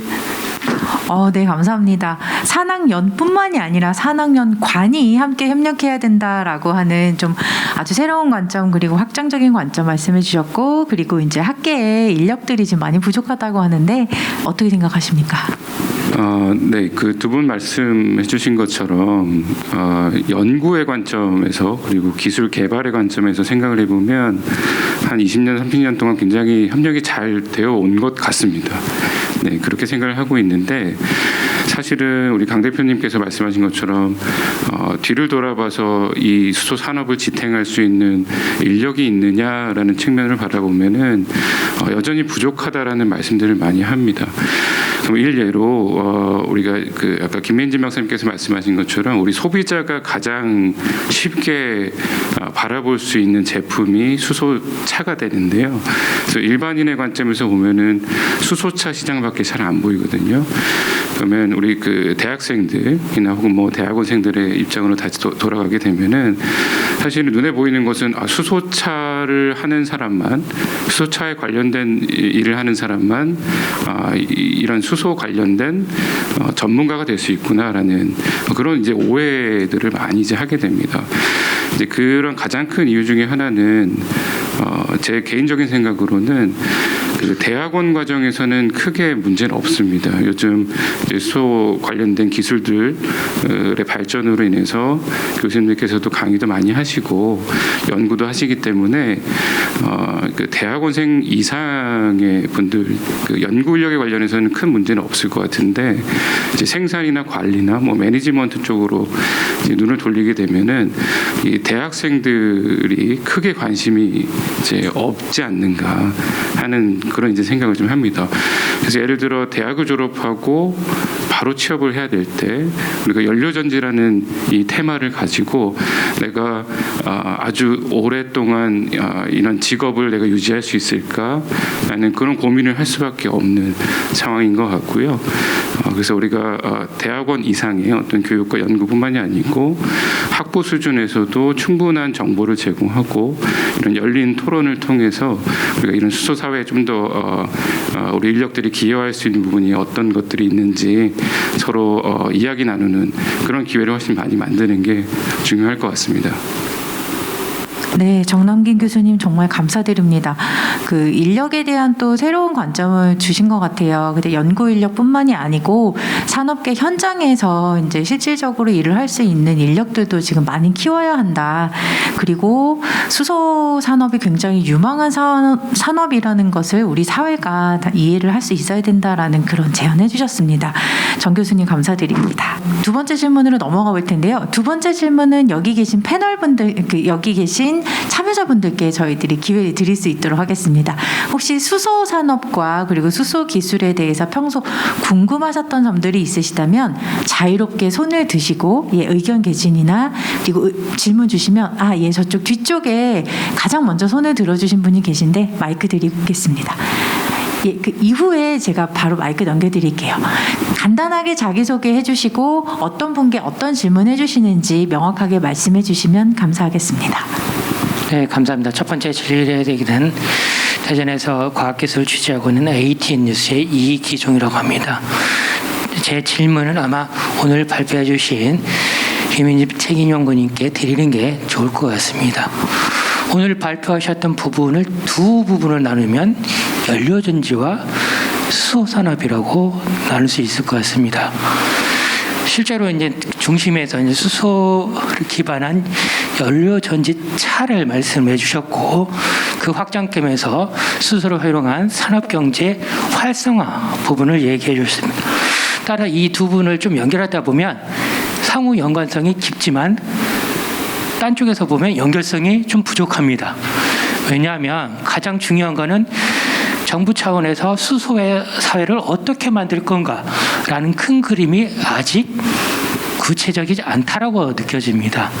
그러면 정부에서 수소 사회하기 위해서는 각 부분야 산업, 연구원 이런 부분들이 좀 더 체계적으로 노드에 수립돼야 되고 그에 따라서 정부 출연기관 또는 여기 와 계신 대학교 또는 산업계분들이 어떤 부분들을 좀 더 활성화할 필요가 있지 않을까라는 접근이 필요할 것 같은데요.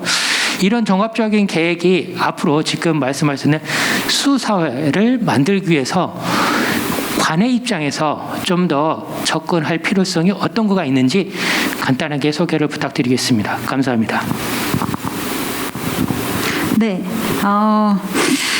질문해 주신 게 되게 이제 폭넓은 질문을 해 주셔가지고 제가 어떤 주제로 정확히 말씀을 드려야 될지는 잘 모르겠는데 제 최선을 다해서 말씀을 한번 드려보면요. 일단 그 구체적인 그러니까 수소차하고의 수소 산업의 연계성 뭐 이런 부분은 이제 제가 오늘 수소 연료전지를 중심으로 이제 발제를 하다 보니까 전체를 다 아우러서 얘기는 못 해드렸지만 이제 정부에서는 벌써 한 작년부터 시작해서 말씀해주신 이제 구체적인 로드맵을 다 이미 구성을 해놓은 상태고요. 그러니까 수소 사회에 대한 로드맵은 첫 번째 수소 생산, 그리고 수소 저장, 이송, 활용 이렇게 보시면 되고요. 저는 이제 오늘 말씀드린 게 활용 중에 연료전지 분야만 말씀을 드린 거고 수소 활용 중에 연료전지가 아닌 분야는 또 뭐가 있냐? 그러면 수소 터빈이 있습니다. 발전 장치 중에 수소를 연료로 사용하는 연료전지가 아닌 장치, 수소 터빈. 그리고 제철소에서 탄소를 쓰지 않고 수소를 사용한 그 친환경적 공법을 사용하는 거. 뭐 이런 부분이 되게 그 탄소 중립의 메인 과제들로 이렇게 정립이 되어 있습니다. 그리고 실제 저는 이제 큰 틀만 말씀드렸지만 그런 부분이 그 로드맵으로 이미 공개도 돼 있고 발표도 돼 있어서 관심 있으시면 사실 그런 부분들을 조금 더 읽어보시면 도움이 많이 될 것 같습니다. 자료를 전해드릴 수도 있습니다. 네.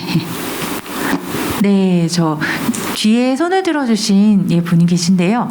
마이크를 넘겨드리겠습니다. 리시트의 전문위원 이기환입니다. 오늘 발표해 주시느라고 김 박사님한테 감사의 말씀을 드리고요. 많이 그 이해를 도와주셔가지고 감사합니다. 저희 질문 내용은 요즘 전기차, 수소차 다 마찬가지지만은 안전 문제, 그러니까 그 충돌 현상이 일어난 그 화재가 그 뭐 많이 일어나지는 않지만 차량 사고에서 제일 큰 문제로 지금 대두되고 있는데요. 그러한 안전 문제를 해결하는 근본 대책이 세워져 있는지, 그다음에 수소차에도 제가 대학원 때 학위 논문을 쓰면서 광섬유 제작할 때 H2와 O2를 섞어가지고 CVD 실험을 하는 과정에서 이 폭발 문제 때문에 실험실에서 엄청 고민했던 적이 있었습니다. 그래서 이런 문제가 근본적으로 어떻게 앞으로 해결해 나갈 건지에 대한 대책을 좀 묻고 싶습니다. 김 박사님한테 질문입니다. 네, 이거 말씀드리면요. 일단 수소를 하는 사람으로서 가장 흔하게 듣는 질문이 사실 이제 방금 하신 것처럼 수소 진짜 안전해요? 그거 완전 위험한 거 아니에요? 이런 얘기를 너무 많이 들어서 저도 사실 이제 수소의 안전성에 대해서 뭐 전문적으로 연구하는 그 분야가 제 분야는 아니지만 이제 저도 이렇게 관심 있게 찾아보고 한 얘기를 전달을 드릴 수는 있을 것 같습니다. 일단 수소 폭발 그리고 수소 폭탄 뭐 이런 식의 극단적인 상황, 그런 부분은 이제 현실에서 수소를 이용한 어플리케이션을 사용하는 동안에 일어날 가능성은 상당히 낮다, 이렇게 말씀드릴 수 있는데, 이유는 수소가 폭발을 하려면, 수소 폭탄처럼 그런 역할을 하려면 일반 우리가 사용하는 연료 일반 수소가 아니고 중수소나 삼중수소처럼 중성자를 한 개나 두 개를 더 가지고 있는 수소를 일단 이용을 해야 되고요. 자연적으로 그 중수소나 삼중수소는 거의 존재하지 않습니다. 그리고 그 중수소나 삼중수소가 있다 하더라도 그 폭발의 조건이 1억 도 이상의 온도와 수천압 이상의 그 압력이 필요하기 때문에 그런 현상이 일어날 가능성 거의 없다고 보셔도 되고요. 하지만 수소도 연료이기 때문에 아까 이제 말씀하셨던 대로 자동차 충돌 이후에 화재에 노출이 된다거나 하는 그런 위험성은 기존의 가솔린 자동차나 아니면 뭐 LNG, LPG 사용하는 연료 기기들과 마찬가지입니다. 수소는. 그래서 그런 걸 이제 이론적으로 분석해 놓은 자료를 제가 검토를 해봤는데, 그 연료의 위험도라고 이제 예측을 해보면 수소가 한 1.0 정도 나오는 연료고요. 그다음에 그 가솔린이 1.44, 그다음에 LPG가 1.22, LNG가 1.03 정도, 수소보다 다 위험성이 높습니다. 우리가 이미 사용하고 있는 연료들이. 근데 그 근거가 뭐냐면 수소는 이제 확산성이 상당히 좋은 이제 원자기호 1번. 그래서 밖으로 누출되기만 하면 완전히 퍼져서 이렇게 고여있지를 못하는 특징을 가지고 있고, 그다음에 발화가 되기 위한 발화점이 500도 이상으로 상당히 높습니다. 그래서 화염에 오랫동안 갇혀 있는 공간에 노출이 되면 화재의 유도가 될 수 있는데, 그런 컨디션만 잘 막으면 그렇게 그 화재 위험성이 높지도 않다. 기존에 사용하고 있던 연료보다, 이렇게 판단은 되고 있습니다. 그리고 자동차는 사실 되게 빠른 속도로 다니고 있는 이동하고 있는 물질이라서, 그 차체라서 기존의 내연기관 자동차에 적용되는 안전 테스트를 전 항목을 다 수소차에 적용을 하고 있는 걸로 알고 있고요.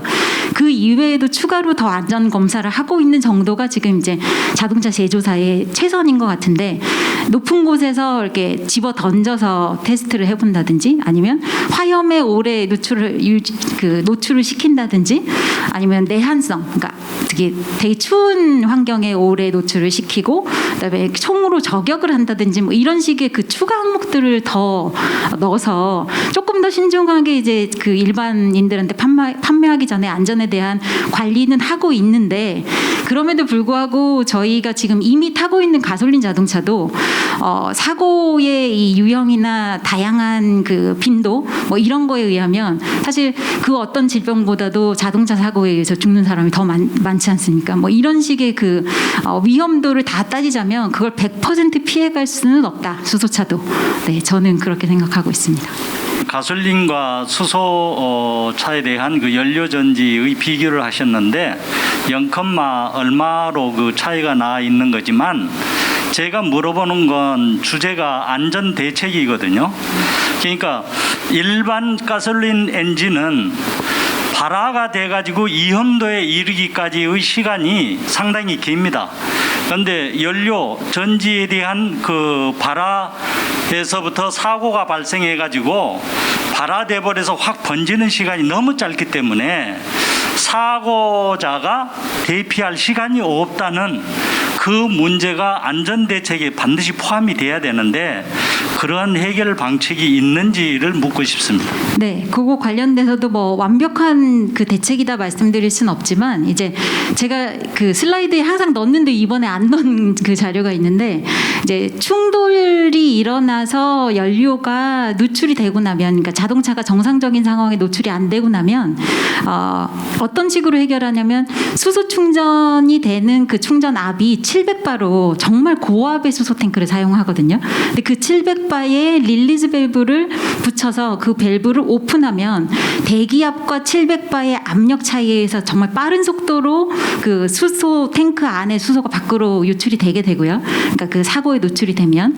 그래서 한 공간에 오랫동안 고여 있게 만드는 상황이 제일 되게 위험한 상황이고 이게 노출이 사고에 노출이 되고 나면 빨리 탱크 안에 수소를 빼는 걸 제일 첫 번째 원칙으로 하고 있습니다. 그래서 그 릴리즈 밸브를 뭐 1중, 2중, 3중으로 안전장치를 달아두고 밖으로 유출을 시키고 그러면서 말씀하셨던 대로 수초 이내에 만약에 그 500도씨 이상의 발화점 이상의 그 화염에 노출이 된다 하면 수소는 바로 연소가 됩니다. 근데 그 릴리즈 밸브를 자동차 후단으로 배치를 시켜서 설계상으로 그래서 이렇게 용이 이렇게 그 용 입에서 이렇게 불 뿜어내듯이 자동차 꼬리 쪽에서 이렇게 하늘 높이 불을 뿜어내면서 수소가 싹 다 타는 뭐 그런 식의 그런 식을 유도하는 설계를 가지고는 있습니다. 근데 대신에 이제 내연기관 자동차는 한 수분이나 뭐 10여 분이 걸리기 때문에 탱크 안에 그대로 오일을 유지하고 있다가 점점 온도가 올라가면서 이제 불이 나서 전체 차체가 다 타게 되는 뭐 그런 현상을 가지고 있죠. 그런 차이점이 좀 있습니다. 네. 네, 감사합니다. 혹시 이 안전 문제에 관련해서 HM파워 강 대표님께서도 혹시 첨언해서 설명해 주실 것들이 있으실까요? 그 기술적인 부분은 지금 설명이 충분히 됐고 그 과거에 예를 들면 제가 재밌는 이야기 하나 드리면은 제가 수소 관련돼서 군 부대의 관계자들한테 수소 기술을 설명할 일이 있었거든요. 그래서 군 부대에다가 수소 연료전지 관련된 설비를 갖추는 것에 대해서 검토를 하는데 손을 들더니 그거 폭탄이라서 위험하지 않느냐고 군인들이 질문을 했던 기억이 납니다. 그래서 이건 뭐 군인이라고 해서 폭탄이 안 무섭지 않죠. 폭탄을 다루는 사람도 무서운 일이기 때문에 위험할 수 있다. 그래서 어떻게 보면 좋은 에너지다. 이런 거고 좀 다른 관점에서 이 안전과 관련된 부분을 조금 코멘트를 하자면 사실은 뭐 5년 전에 저한테 수소가 위험하지 않습니까라고 물었으면 위험할 수 있습니다라고 대답했을 것 같아요. 그리고 지금 다시 누군가가 저한테 물어보면은 위험 안 할 것 같다. 그 이유는 사실은 안전이라는 것은 이 관리 가능한 수준의 어떤 그 범위 안으로 넣었을 때는 우리가 안전의 위험도가 떨어지거든요. 그래서 5년 전에 제가 위험하다라고 답변하는 이유는 뭐냐면 수소와 관련된 용품에 뭐 가스 누설이나 지금 말씀하시는 그런 수소의 폭발과 관련된 상황이 벌어졌을 때 사전에 어떻게 차단할 거냐, 설계상의 문제, 그 다음에 2차, 3차의 안전과 관련된 보호 장치를 어떻게 해야 되느냐에 대한 규격이 없었습니다. 정확하게 표현하자면. 그렇기 때문에 사고가 나면 위험할 수 있다. 이제 그런 관점에서 저도 위험하다 동의했었고, 최근에는 이제 그 정확하게는 수소법이 수소경제 활성화 및 수소안전관리법입니다. 그래서 반은 수소경제를 활성화하는 법이고 반은 수소안전과 관련된 법을 만들게 돼 있고, 그래서 그 법 이제 하에 지금 수소용품 6개가 분류되어 있습니다. 고정형 연료전지, 이동형 연료전지, 수소 추출기, 수전의 장치, 수소 연료 사용 시설. 그다음에 뭐 이동용에는 자동차도 있고 드론도 있고 그다음에 산업용 지게차도 있고 각가지 기술들에 대한 안전 규격들을 분류를 하고 있습니다. 그리고 그 분류의 검사를 합격을 해야만 일단 유통이 될 수 있기 때문에 그런 부분에서 안전과 관련된 기술적인 부분, 그다음에 보호 장치와 관련된 기준, 그다음에 검사기관으로 지금 수소 안전 전담기관이 가스안전공사입니다. 가스안전공사가 수소 안전과 관련된 용품에 대한 규정을 다 하고 있습니다.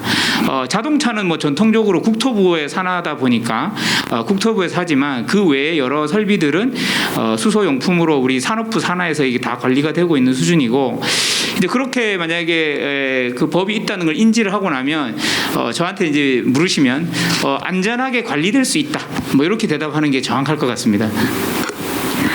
네, 저도 굉장히 좀 좋은 안심이 되는 것 같은데요. 5년 전에는 위험했지만 지금은 괜찮다고 합니다. 네. 혹시 또 플로어에서 질문이 오늘도 굉장히 많으신데요. 먼저 저희 이제 첫 번째 손을 들어주셨던 박사님 먼저 마이크 넘겨드리고 그 이후에 마이크 전달드리겠습니다. 예, 전 조성철이라고 하고요. 제가 그 부품 자동차 파워트레인 부품 업체에 있었는데 2010년도에 그 이야기가 2020년 정도 되면 그 연료전지차가 많이 활성화될 것 같다, 이제 그런 이야기를 많이 들었어요. 근데 사실은 2020년 돼도 사실은 별로 지금 그렇게 활성화가 되지 않았고, 지금 이게 뭐 되느냐 안 되느냐 하는 건 사실은 연료전지 그 가격이 얼마나 내려가느냐, 이 문제가 가장 중요한 것 같아요. 이게 활성화가 되고 안 되고는 가격이 떨어지면 당연하게 그 활성화가 될 거고, 가격을 낮추지 못한다 그러면 이 문제는 이건 활성화가 될 수 없다고 이렇게 보거든요. 그래서 언제 뭐 이렇게 제가 이렇게 하기하면 좀 어려운 질문이지만 어떻게 이거를 가격을 낮출 수 있을까, 이거에 대한 질문을 좀 드려봅니다. 예. 고맙습니다. 저도 뭐 수소 연료전지 한 20년 정도 했는데요. 2010년 되면 이제 다 바뀔 줄 알았습니다. 그리고 나서 다시 10년이 지났는데, 근데 일단 문제의 근본적인 인지부터 좀 다르게 해야 되는데, 연료전지가 뭐 기존의 내연기관이나 배터리보다 굉장히 우수하기 때문에 바뀌어야 된다. 아마 여기서 반대하시는 분이 있을 겁니다. 그 다음에 지금 뭐 그러니까 그 석유 연료가 지금 바닥이 나서 고갈이 돼서 대체 연료가 없으면 안 되는 상황에서 지금 우리가 수소를 고민하는 거냐? 둘 다 아니죠. 둘 다 아니고, 어떻게 보면 가장 큰 틀에서 기후 온난화와 관련된 국제 협약, 그리고 그것과 관련된 어떤 국가적 탄소 중립의 정책, 그리고 그런 급변하는 어떤 정세 속에서 자동차 완성체 업체들이 내연기관을 더 이상 생산하지 않겠다고 선언한 어떤 그런 상황, 그런 걸로 인해서 우리가 수소차로 가야 되는 거죠. 그래서 어떤 우리가 일반 산업에서 어떤 기존 전통 기술 대비 대체 기술이나 신규 기술이 그거와 관련된 전통 기술의 어떤 기술적 격차를 언제 따라잡을 것이냐, 아니면 기술적인 장점이 탁월하게 앞에 걸 없앨 수 있는 거냐, 뭐 이런 관점으로 논쟁을 하자 그러면 그 논쟁이 굉장히 까다로울 것 같아요. 저는 여전히 내연기관이나 그 기존의 전통 기술은 거의 완벽한 기술에 가깝다. 기후 온난화가 없었으면 굳이 수소 연료전지 쓸 필요 있을까? 뭐 그런 생각도 좀 듭니다. 20년을 공부했지만 그 생각이 더 많이 들고, 그래서 지금 그런 논쟁에 그러면 이 문제를 진짜 한번 풀어보자. 도대체 수소 연료전지가 활성화되기 위해서 가격을 내려야 돼? 그럼 가격을 왜 어떻게 내리지? 이제 이 분야는 뭐 스케일을 늘리거나 기술적으로 올라갈 수 있는데, 어떻든 경제적 그 시장 규모라는 것에 관련된 그 가격 절감 효과가 가장 클 거라고 보입니다. 경험적으로 우리가 학습된 게 있죠. 그러면 산업이 이렇게 커지지 않는 이유는 뭐냐? 가격보다는 저는 오늘 사실 중요한 부분에서 인프라 이야기가 우리 김 박사님 많은 정보가 있을 텐데, 수소차 이야기를 이제 열심히 우리 아주 흥미롭게 들었지만, 그 차가 많아지는 수소 연료는 누가 공급하지? 누가 공급하겠지? 이렇게 생각할 수 없는 거죠. 그래서 수소라는 것은 수소를 생산하는 거, 우리 아까 김 박사님 좋은 말씀을 주셨는데, 생산하고 저장, 공급하고 이용하는 전체를 아울려야만 우리가 논할 수 있는 생태계가 만들어지는 거고, 그런 와중에 이 가격이라는 걸 논할 수 있는 시점이다. 그런 점에서 보면 수소 생태계가 거의 전무한 상황에서 넥소 자동차가 일반 내연기관의 2배 가격으로 따라붙었다는 건 이거 엄청난 일인 거죠. 뭐 굳이 아까 그 가격에 대한 이야기가 비싸서 지금 안 팔리는 거 아닙니까? 이렇게 물으시면 수소 충전소 우리 한 150개 정도 있습니다. 가솔린 충전소 한 12,000개 정도 있습니다. 그럼에도 불구하고 수소차를 써서 사람들이 불편을 감내해내는 이런 상황은 위대한 인류의 선택인 거죠. 아무것도 지금 논리적으로 필요가 안 맞는데도 불구하고 가고 있다 이렇게 보고 있고, 그럼 언제쯤 가격 이야기는 그런 면에서 일단 좀 일단락을 하고, 언제쯤이면은 수소차로 이렇게 전환될 시점이 오느냐, 가격이 맞든 안 맞든 간에 일단 완성체 업체들은 2030년까지 내연기관 판매를 중단하기로 했습니다. 이건 뭐 보도 다 나온 내용이니까. 우리 현대자동차는 2035년으로 알고 있어요.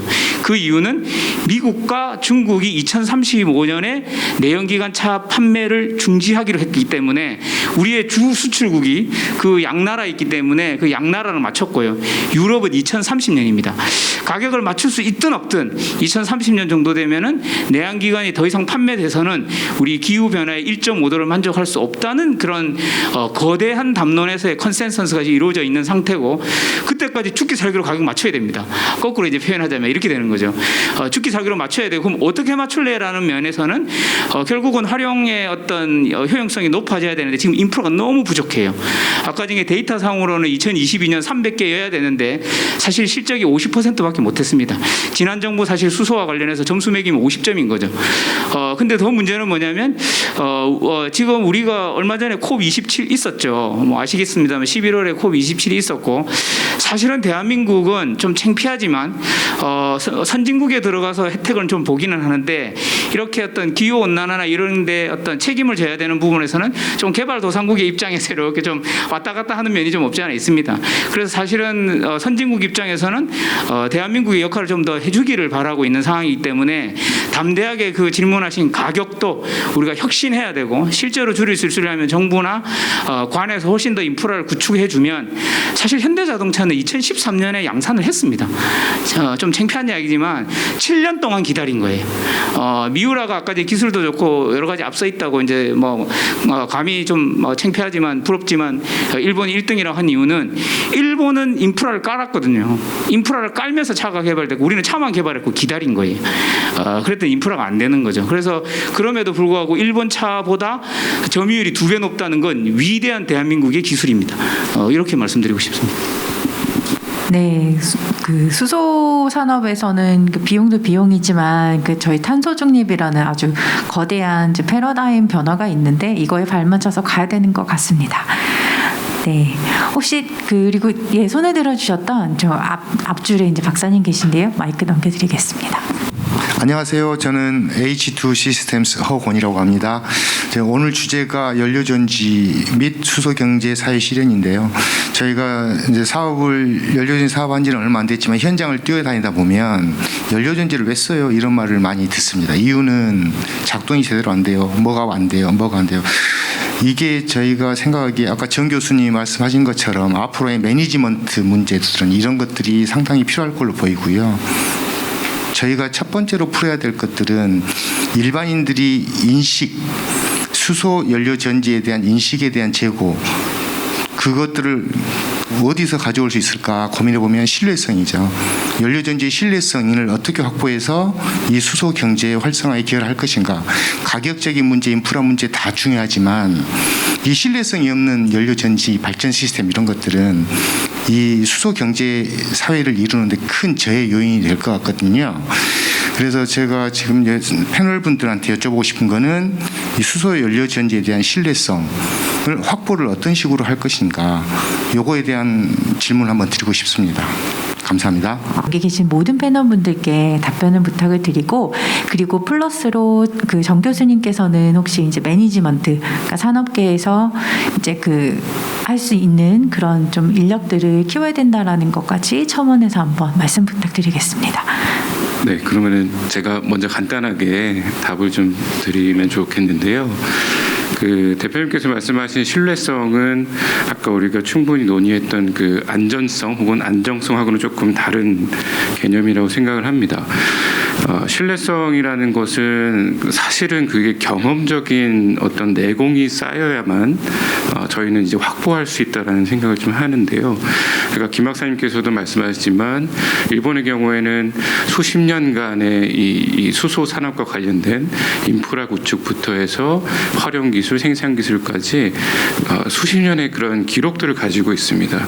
물론 우리 현대자동차도 2013년에 개발을 시작하고 양산을 시작해서 현재까지의 이런 충분한 기록들을 가지고 있기 때문에 세계 판매량 1위를 달성할 수 있었다고 생각을 하죠. 따라서 이런 신뢰성을 우리가 찾아야 하는 것은 저는 사실은 현재의 기술이라고 보지는 않고요. 우리가 어느 정도 장기간의 어떤 긴 안목을 가지고 일단은 이 새로운 산업을 시작을 한 이후에 우리의 시행착오들에 대한 어떤 경험들을 축적해 나가는 것, 그것을 누가 더 빨리 시작하느냐가 굉장히 중요한 이슈라고 생각을 합니다. 그리고 이런 어떤 시스템의 관리 측면이나 혹은 뭐 신뢰성도 마찬가지고요. 어떻게 또 판매를 해야 되며 어느 응용처에 써야 되는가, 다양한 이제 이슈들이 좀 있는데요. 그게 사실은 그 연료전지라는 이 하나의 시스템이 우리가 예를 들어 전통적인 어떤 전공 관련해서 화학공학을 전공하셨든 기계공학을 하셨든 전기공학을 하셨든 신소 제공을 하셨든 딱 하나의 전통적인 전공을 가지고 이 기술을 완성할 수 있는 부분은 아니라고 생각을 합니다. 그래서 모든 에너지 산업들이 마찬가지긴 하지만 굉장히 다양한 분야의 전공자들이 같이 융합 연구를 해가지고 만들어진 하나의 결정체라고 생각을 하거든요. 그런 차원에서 어떤 매니지먼트도 저희는 전공에 크게 상관없이 전반적으로 어떤 수소 산업이나 연료전지 기술에 관한 이해도를 가지고 이제 사회에 이제 많은 분들이 진출하시면 좋을 것 같아요. 그러면 여러 가지 이제 관련된 산업들도 많이 발전할 것 같고, 그래서 그런 차원에서 아까 말씀드린 것과 같이 우리가 우리 학계에 계신 혹은 연구원에 계신 기업에 계신 분들 말고도 일반 대중분들이 훨씬 더 이런 수소와 연료전지 산업에 관심을 가질 수 있게 어떤 이 대중화의 개념으로 어떤 광고들을 많이 할 필요가 있다고 생각합니다. 그게 정부 차원이 됐든 기업 차원이 됐든 그런 일들을 하면 훨씬 좋아질 거라고 생각합니다. 네, 말씀해주신 신뢰성은 좀 오랜 시간 좀 시간이 필요한 부분이고, 근데 지금까지 뭐 현대라든지 관련된 기업에서 그런 데이터들을 많이 쌓고 있다. 다만 이제 과학대중화 차원에서 좀 그런 인식들이 바뀔 수 있도록 각계의 어떤 광고라든지 그리고 캠페인 같은 노력들이 필요하다라는 말씀이셨던 것 같아요. 네, 그럼 강 대표님 혹시 그 신뢰성에 대해서 좀 말씀 부탁드립니다. 알겠습니다. 예. 그 신뢰성이 좀 떨어지는 면이 있습니다. 그 저도 기술 개발을 하는 입장에서 보면 기존에 우리가 알고 있는 여러 뭐 완성 제품에 비해서 지금 수소 연료전지 기술이 다소 신뢰성이 떨어진다. 상대적으로 그렇게 볼 수 있고. 자, 이 문제와 관련해서 그러면 접근을 할 때 그럼 신뢰성이 떨어지면 안 해야 되는데, 역시 이것도 아까 비슷한 질문으로 다시 돌아가야 되는데, 오늘 아침 신문에 제가 보니까 2040년인가 50년에 수소 시장이 2조 달러가 된다 하더라고요. 계산하면 환율로 넣으니까 한 2,300조 정도 됩니다. 2,300조 정도의 시장이 향후 20, 30년에 벌어질 거고, 그러면 지금 당장 어떤 상황이 벌어지는 건 아니겠죠. 그리고 시장도 지금 굉장히 초기 상태에서 이제 시작이 됐다. 이제 이런 관점이고, 그러면 구체적으로 기술적으로 신뢰도라는 것을 올리는 것과 관련해서 우리가 어떤 것이 신뢰도가 떨어지느냐라는 차원에서 봤을 때는 기술 그 자체의 내구성이나 신뢰도가 떨어지는 면이 없지 않아 있습니다.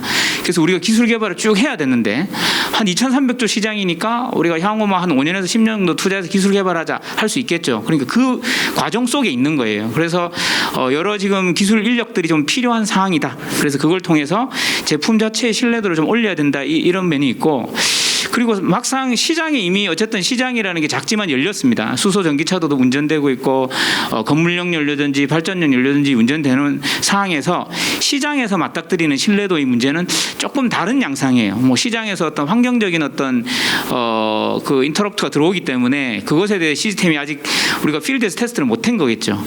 그러면 긴 축에서 보면 이거 여전히 어떤 실증을 통한 시장을 계속 우리가 고도화해 나가는 과정에서 겪고 있는 신뢰도의 빅데이터인 거죠.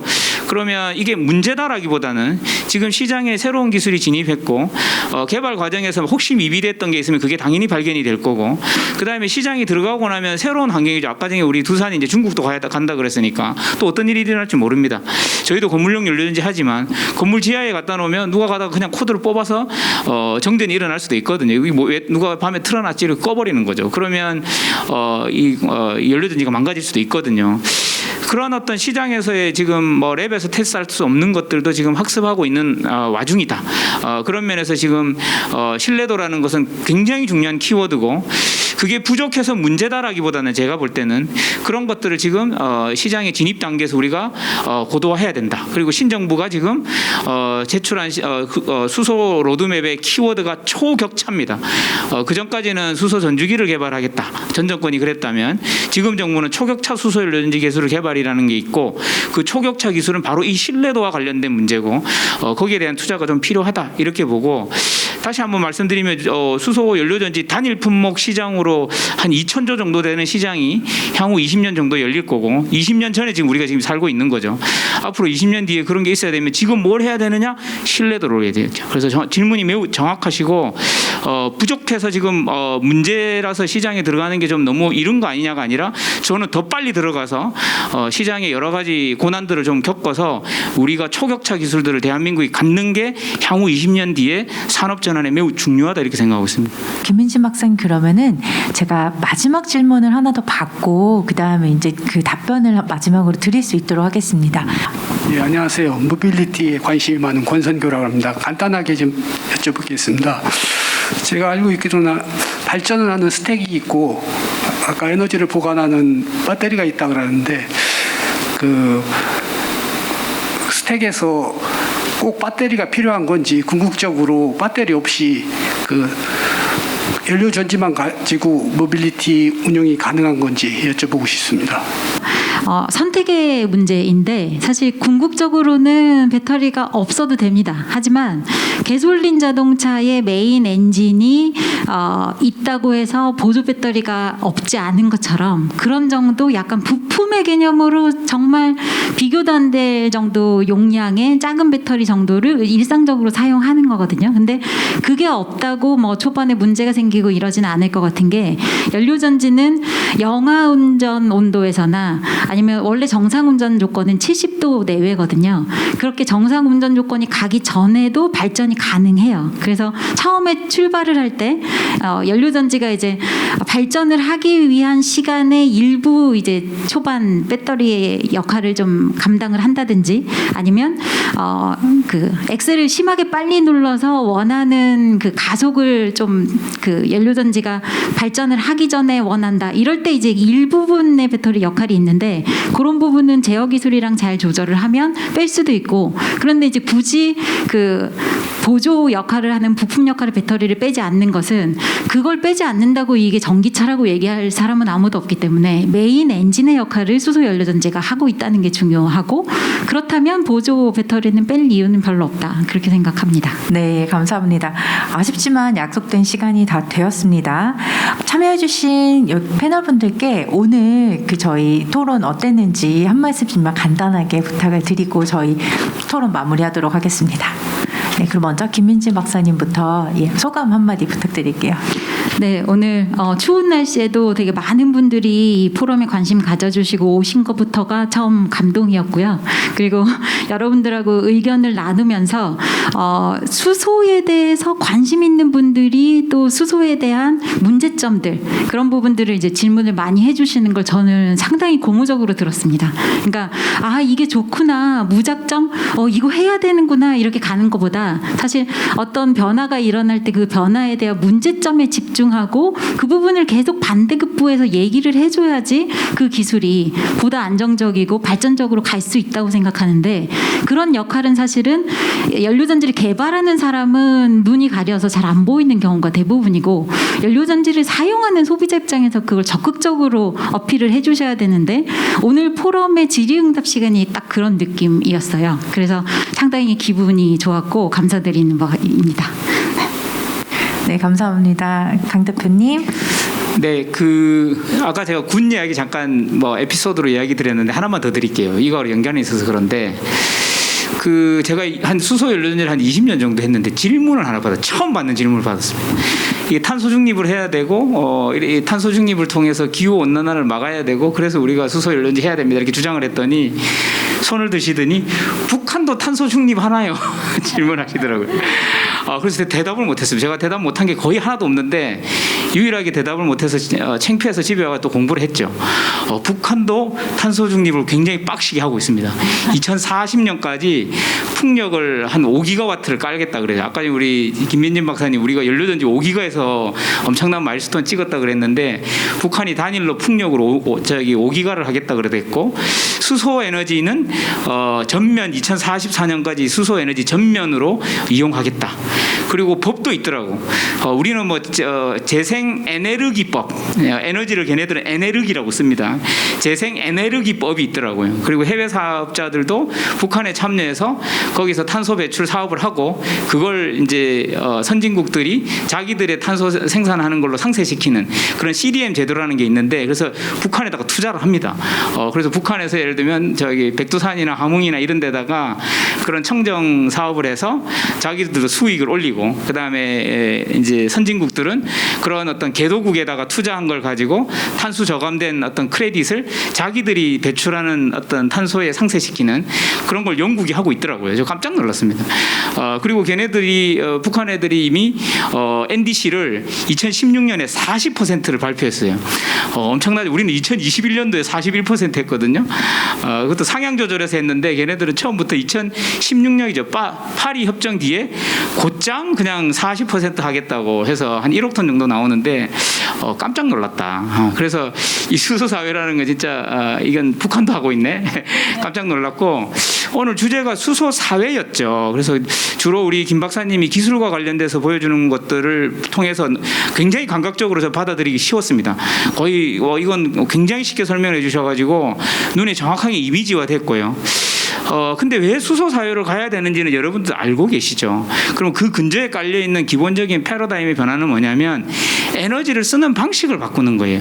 지금은 누군가가 한정되어 있는 에너지를 집단으로 장기적으로 우리가 계약을 해서 수직 계약에 대한 유통 체계를 통해서 유통시키는 대량 생산 대량 소비의 방식이 탄소 경제의 전형이었다 그러면 수소랑은 그렇지 않는 거죠. 어디서 누가 수소를 갖고 있을지 몰라요. 기술만 있으면 되고 소자본으로서 수소를 순환할 수 있는 구조가 다 가능하기 때문에 이 에너지를 쓰는 방식이 달라진다는 거죠. 그게 극단적으로 전기차 가지고 가정에 전기를 공급하는 그 동영상에 보여주는 저는 이미지였고 그런 걸 통해서 우리가 만드는 수소 사회라는 것은 사실 에너지를 쓰는 방식 누군가가 한전이 계속 전기를 좀 짱짱하게 우리가 줘야지 이런 개념에서 탈피하는 것 그리고 수소는 내가 먹고 싸고 버리는 쓰레기에서도 나오고 저 태양에서도 나오는 거니까 무수하게 많은 소스에서 내가 필요한 만큼 생산해서 필요한 만큼 소비하는 게 이 수소가 가진 에너지 유통 방식의 핵심입니다. 그렇기 때문에 기존과 패러다임이 바뀌는 것이고 오늘 말하는 수소 사회가 도대체 뭐냐라고 저한테 물으신다면 에너지의 유통 방식을 획기적으로 바꾸는 그런 사회로의 전환이다. 이런 생각을 한번 해봤습니다. 네, 감사합니다. 저희들의 생각도 좀 바뀌게 되는 그런 계기였던 것 같아요. 마지막으로 정 교수님 어떠셨는지 궁금합니다. 네, 오늘 김민진 박사님께서 너무 좋은 말씀 해주셨고요. 기술적인 측면이나 그다음에 사회적인 어떤 변화들, 산업의 변화들 말씀해 주셔서 좋았고, 강 대표님께서 이제 또 정부의 정책이나 또 이런 안전에 관한 규제들 이런 부분들에 대해서 자세하게 설명을 해주셔서 아마 많은 도움을 얻으셨을 거라고 믿고 있습니다. 다만 이제 오늘도 이렇게 이제 수소 산업과 연료전지 기술에 관심이 많으신 분들이 오셨었는데요. 저는 이게 조금 더 상상을 해보고 싶습니다. 옆에 만약 오늘 여러분들이 자녀들이나 이렇게 가족분들을 데리고 오셨으면 어떨까 하는 생각을 해요. 그게 마지막에 김민진 박사님께서 말씀하셨던 연료전지 사는 세상이지 않을까 하는 이제 그런 생각을 좀 해보고요. 예를 들면은 저희가 아주 오래 전에 한 10년, 20년 전에는 우리 주변에서 태양전지, 뭐 풍력 발전 이런 거 잘 생각을 못했었습니다. 그렇죠? 그러다가 신재생 에너지 기술이 이제 발전해 가면서 지금은 태양전지 패널들을 그냥 주변에서 다 보고 있죠. 우리 집에 지붕에도 있고 뭐 건물에도 있고 이렇게 대중화가 점점 돼가고 있습니다. 그래서 저희가 한번 꿈을 꿔보면 아마도 지금 두 분께서 말씀하시고 또 방청객분들 말씀하신 것처럼 적어도 한 20년 정도 뒤에는 지금 태양전지나 풍력발전처럼 수소연료전지가 곳곳에 이렇게 배치되어 있고 우리가 타고 있는 자동차나 뭐 가정이나 이런 부분에서 굉장히 많이 활용될 것 같긴 하거든요. 그래서 그런 측면에서 오늘 이제 같이 말씀을 나누신 모든 분들이 가정에 돌아가셔서 아이들의 꿈을 좀 심어주시고 그래서 같이 나중에 또 이런 기회가 있다면 아마도 김민진 목사님께서 오늘보다 훨씬 더 쉽고 이렇게 풀어서 잘 설명해 주실 수 있을 것 같습니다. 그래서 그런 세상이 오기를 바라면서 오늘 마치겠습니다. 감사합니다. 네, 너무 의미 있는 말씀 감사드립니다. 모든 세대가 함께 수소 사회에 대해서 함께 논의할 수 있는 그런 기회가 있기를 바라겠습니다. 네, 오늘 의미 있는 내용으로 발제해 주신 김민진 박사님, 그리고 패널 분들, 그리고 끝까지 참여해 주신 모든 분들께 진심으로 감사드립니다. 올해 과학자 소통 포럼은 이것으로 마무리가 되었습니다. 올 한 해 저희 포럼에 많은 관심과 사랑을 나눠주셔서 다시 한번 감사드리고 이 응원에 힘입어서 여러분들께 더 좋은 프로그램으로 찾아뵐 수 있기를 바라겠습니다. 네, 포럼의 모든 하이라이트 영상은 굉장히 저희 잘 만들었습니다. 국가과학기술인력개발원 연구자 TV 저희 공식 유튜브 채널 통해서 다시 한번 보실 수 있으십니다. 그러면은 2022년 과학자 소통 포럼 여기서 마치겠습니다. 나가실 때 간단한 디너박스 챙겼으니까 꼭 챙겨가지고 저희 놓여있는 만족도 조사는 잊지 말고 꼭 부탁을 드리고요. 오늘은 특별히 마지막 회차인데 너그러운 마음으로 저희 만족도 조사 참여 부탁을 드리겠습니다. 네, 진심으로 감사드리고 더 좋은 기회로 다시 찾아뵙겠습니다. 감사합니다.